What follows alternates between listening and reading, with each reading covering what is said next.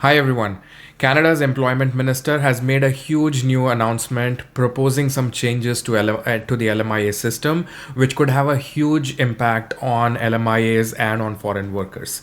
In this video, we are going to understand, analyze, and make some predictions about that announcement. So stay tuned. Before we get started, my name is Madhur Parashar. I'm a regulated Canadian immigration consultant based in Vancouver.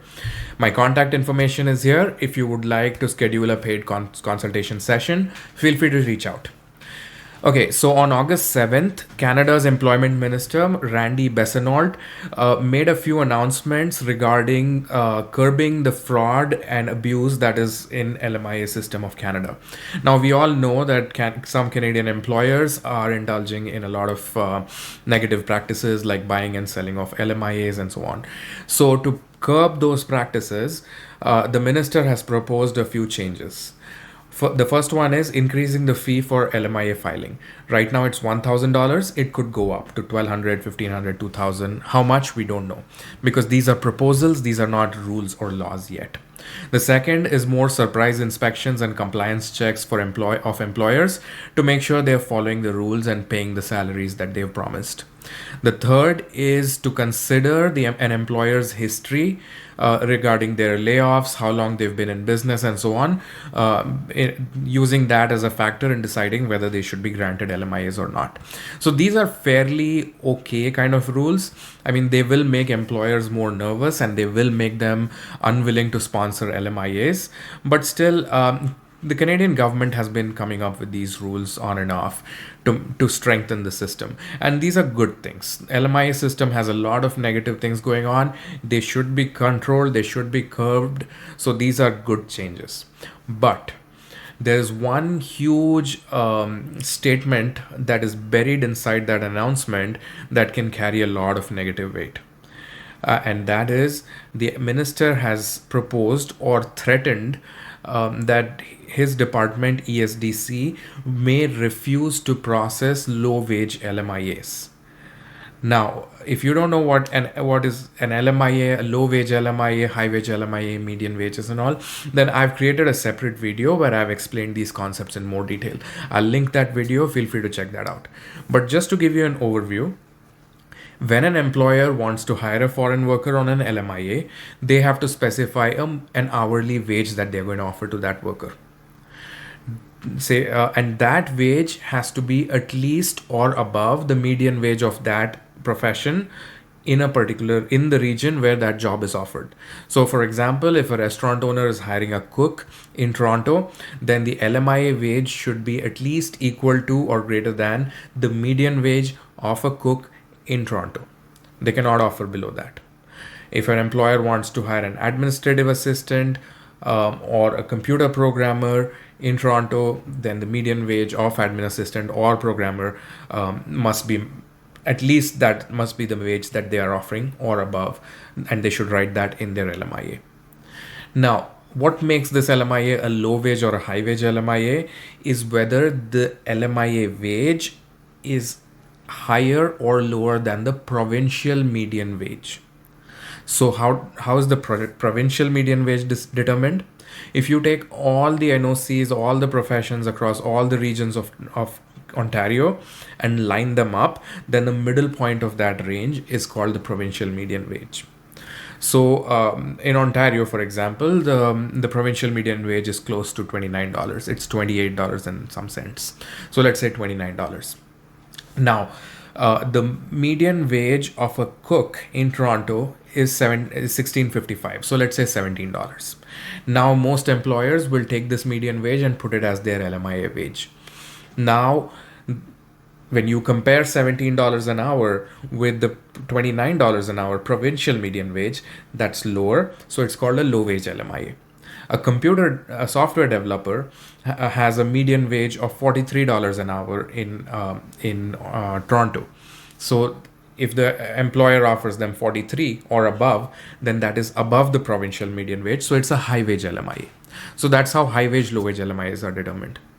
Now, according to the announcement, ESDC is considering a proposal to refuse to process or refuse all LMIA applications that are below the provincial median wage.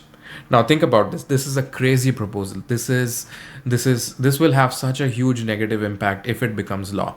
Again, I want to repeat, this is not a rule, this is not a law, this is a proposal, this is a threat, and I don't think it will become a law. I'll explain later why it won't become a law. So anyways, so what will happen in this case?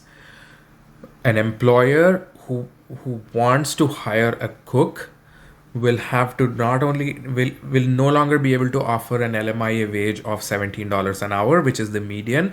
They'll have to offer them a wage of at least $29 an hour if they want to get that LMIA approved. Now that's crazy. No employer, however desperate, is going to offer almost 70% pay hike above the market median rate, right?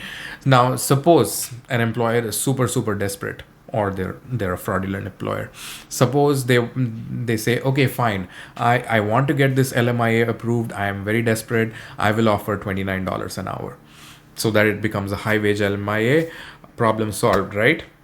Wrong. Now there is something called wage discrimination law. It means that at an employer, if two people are performing the same job and they have the same qualifications, then they cannot be paid different wages. They should be paid roughly the same. You cannot discriminate based on LMIA worker, foreign worker, domestic worker, male, female, and all those criteria. You cannot apply that. So if this employer offers this LMIA cook instead of $17, he offers them $29 an hour, then he is supposed to offer the same wage to all the other cooks in his restaurant. So everybody goes from 17 to 29 at least. Now, no business is going to survive. No restaurant is going to remain profitable or survive if their payroll cost goes up by 70% across the board. Not only does this employer have to pay their existing staff a big pay raise, but also any future cooks they hire will have to be brought in at $29 an hour. This is absolutely not going to happen. The same applies to any farm laborers. If a farm owner has to get an LMIA for a farm worker, then he has to offer the median provincial wage to that farm worker and all the other farm workers and future farm workers. No farmer is going to remain in business if they do that. So because of all these things, this proposal there is no chance of this becoming a law, because if it does, then it will crush so many businesses. They will be deprived of workers. For example, during harvesting season, there'll be no laborers. During tourism season, resorts will not have housekeepers and admin assistants and so on. So that's why, and now these businesses are very rich, they're very powerful, they're very influential, they have political connections. So there's absolutely no way that with so much money involved, that such a proposal can actually become a law. So this is more of a threat. This is more of a warning to these businesses. So if there's no chance of passing, then why would such a statement be made? So in my opinion, there are two reasons for this. The first is because the economy is not doing so well right now. We are almost heading towards a recession. Unemployment rate is pretty high. Canadians are pretty upset that, there's a lack of jobs. So by shutting off this low wage LMIA stream, what the minister is kind of suggesting to them is that I might shut down this stream, so you better hire Canadians for these streams. Give those jobs to Canadian citizens and permanent residents who are currently facing a lot of unemployment.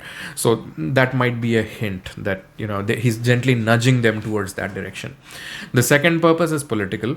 Elections are coming up. The current government has very low support. They're trying desperately to prove to the public that, hey, we are in charge of immigration and we are very strong, we are very hardline, and we're taking this seriously. So, making a statement like no more low wage foreign workers will be allowed, it's a good political statement to make. So some of it is just political theater. And that's why I believe that this proposal most likely will not become law. But then we don't know, right? It's still a proposal.